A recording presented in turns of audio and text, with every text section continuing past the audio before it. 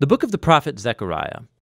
The book is set after the return of the exiles from Babylon to Jerusalem, and we're told in the book of Ezra that Zechariah and Haggai together challenged and motivated the people to rebuild the temple and look for the fulfillment of God's promises.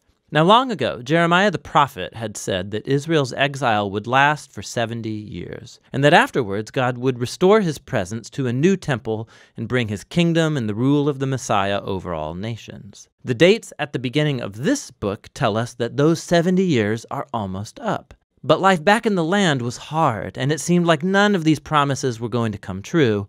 Why? And the book of Zechariah offers an explanation. It has a fairly clear design. There's an introduction which sets the tone for a large collection of Zechariah's dream visions, and that's concluded by chapters 7 and 8.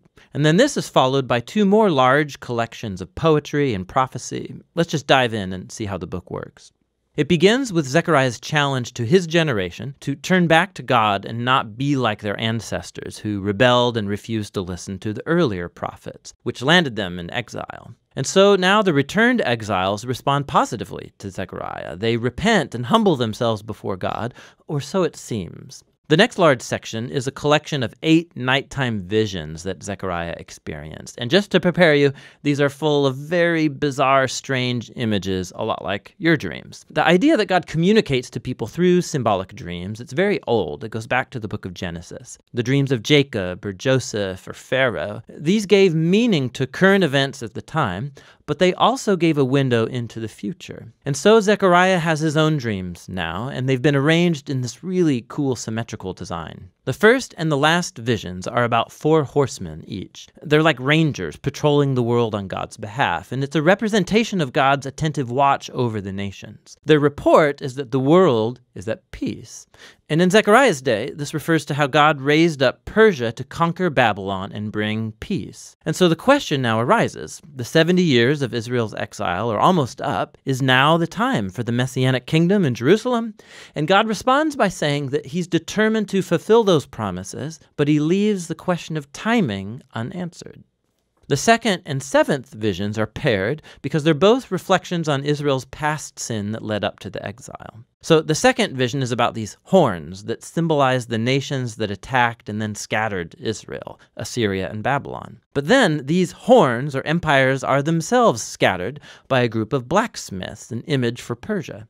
The 7th dream is about a woman in a basket, and we're told that she's a symbol of the centuries of Israel's covenant rebellion. And then this woman is carried off to Babylon by other women who carry the basket flying with stork wings. This is so strange. The 3rd and 6th visions are paired as they're both about the rebuilding of a new Jerusalem. So a man is measuring the city. It's an image of God's promise that Jerusalem will be rebuilt and become a beacon to the nations who will join God's people in worship. And then the 6th dream is about a scroll that flies around the New Jerusalem, punishing thieves and liars.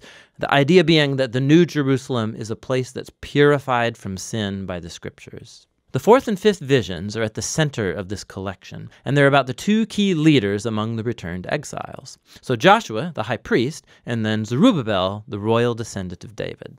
So Joshua had been symbolically wearing Israel's sin in the form of these dirty clothes. But then those are taken off, and he's given new clothes and a new turban, a symbol of God's grace and forgiveness. And then an angel tells Joshua that if he remains faithful to God, he will lead his people, and Joshua will become a symbol of the future Messianic king. The other vision is about 2 olive trees that supply oil to this elaborate gold lamp, which itself is a symbol of God's watchful eye over his people. And these 2 trees symbolize the 2 anointed leaders, Joshua and then Zerubbabel, who's leading the temple rebuilding efforts. And God says that success will not come to this new temple if it's the result only of political maneuvering. Rather, these 2 leaders must be dependent upon the work of God's Spirit. The visions come to a close with a bonus vision from the prophet, and it picks up the themes of the central 4th and 5th visions. It's Joshua, the high priest again, and he's given a crown and presented as a symbol of the future Messiah, who will also be a priest over God's kingdom. And then Zechariah closes it all out, saying that all of these visions will be fulfilled only if the current generation is faithful to God and obeys the terms of the covenant. And so altogether, these three visions emphasize how the coming of the Messianic kingdom is conditional upon this generation being faithful to God. Which leads to the conclusion of the dreams. It's another challenge from Zechariah, and a group of Israelites come, and they've been mourning over the former temple's destruction for nearly 70 years. And they ask him, is it time to stop grieving? I mean, is God's kingdom going to come very soon? And Zechariah again reminds them of how their ancestors rejected God's call through the prophets, which led to the exile. And so he challenges them too. He says, this generation will see the Messianic kingdom only if they pursue justice and peace and remain faithful to the covenant. So in other words, Zechariah reverses their question. He asks, are you going to become the kind of people who are ready to receive and participate in God's coming kingdom? And that question is left just hanging there. The people don't answer, and the book just moves on.